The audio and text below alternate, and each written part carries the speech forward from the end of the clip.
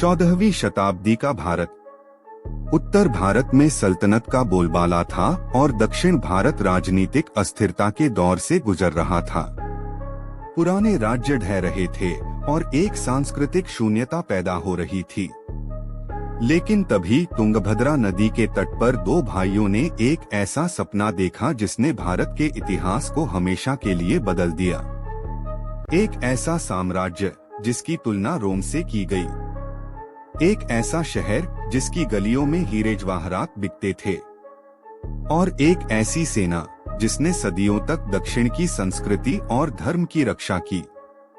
दोस्तों, आज हम बात कर रहे हैं विजयनगर साम्राज्य की, यानी विजय का शहर।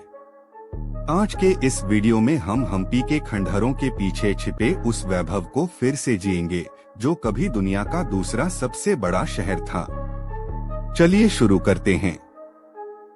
कहानी शुरू होती है 1336 में। दिल्ली का सुल्तान मोहम्मद बिन तुगलक दक्षिण भारत में अपना प्रभाव बढ़ाना चाहता था। इतिहासकार बताते हैं कि हरिहर और बुक्का नाम के दो भाई जो पहले काकतीय राजाओं की सेवा में थे, उन्हें बंदी बनाकर दिल्ली ले जाया गया। वहां उनका धर्म परिवर्तन कराया गया। लेकिन नीति को कुछ और ही मंजूर था। उन्हें वापस दक्षिण भेजा गया विद्रोह दबाने के लिए, लेकिन वहां उनकी मुलाकात हुई अपने गुरु स्वामी विद्यारण्य से।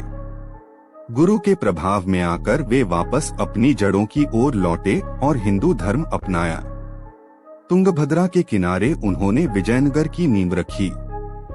यह सिर्फ एक राजधानी नहीं थी, बल्कि विदेशी आक्रमणों के खिलाफ एक अभेद्य दीवार थी।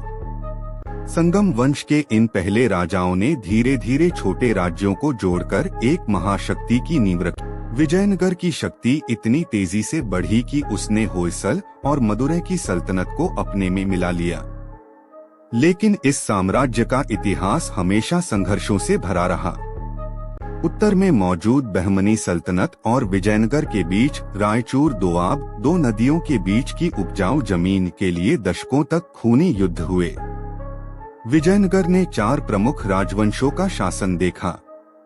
संगम वंश, संगम डायनेस्टी, सालुव वंश, सलुवा डायनेस्टी, तुलुव वंश, तुलुवा डायनेस्टी, अरविदु वंश, अरविदु डायनेस्टी। हर वंश ने इस साम्राज्य की सीमाओं को और मजबूत किया। लेकिन सबसे बड़ा बदलाव आना अभी बाकी था। साल 1509 तुलुव वंश के कृष्णदेव राय सिंहासन पर बैठे। कृष्णदेव राय न केवल एक महान योद्धा थे, बल्कि एक विद्वान भी थे। उनके समय में विजयनगर अपने शिखर पर था। पुर्तगाली यात्री डोमिंगो पेस ने उनके बारे में लिखा था, कृष्णदेव राय सबसे महान राजा था और न्यायप्रिय और योद्धा था। कृष्णदेव राय ने गजपतियों को हराया और बहमनी के 5 टुकड़ों को अपनी ताकत का एहसास कराया। उन्होंने गोलकुंडा और बीजापुर के सुल्तानों को युद्ध में धूल चटाई। राजा खुद तेलुगु और संस्कृत के विद्वान थे। उनके दरबार में अष्टदिग्गज थे, जिनमें सबसे प्रसिद्ध नाम था तेनालीराम। जी हाँ, वही चतुर तेनालीराम जिनकी कहानियां हम बचपन से सुनते आ रहे हैं, वो भी इसी वैभवशाली साम्राज्य का हिस्सा था। अब बात करते हैं उस शहर की जिसे देखने दुनिया भर से लोग आते थे। वो था हमारा सुंदर हम्पी। विजयनगर की राजधानी हम्पी उस समय व्यापार का सबसे बड़ा केंद्र थी। अरब से घोड़े, चीन से रेशम और श्रीलंका से मसाले यहाँ आते थे। विदेशी यात्रियों ने लिखा है कि यहाँ की सड़कों पर लोग हीरे, मोती और माणिक टोकरियों में भरकर वैसे ही बेचते थे जैसे आज हम सब्जी बेचते हैं। यहाँ की वास्तुकला आज भी हमें हैरान कर देती है। क्या आप जानते हैं कि हम्पी के मंदिर के खंभों को थपथपाने पर संगीत के साथ सुर सुनाई देते हैं? बिना किसी आधुनिक टेक्निक के पत्थरों को इस तरह तराशना एक रहस्य ही है। पत्थर का बना वह प्रसिद्ध रथ जो आज हमारे 50 रुपए के नोट पर भी अंकित है, ये भी इसी काल की देन है। लेकिन सुख के दिन हमेशा नहीं रहते। कृष्णदेव राय की मृत्यु के बाद उत्तराधिकार की लड़ाई शुरू हो गई।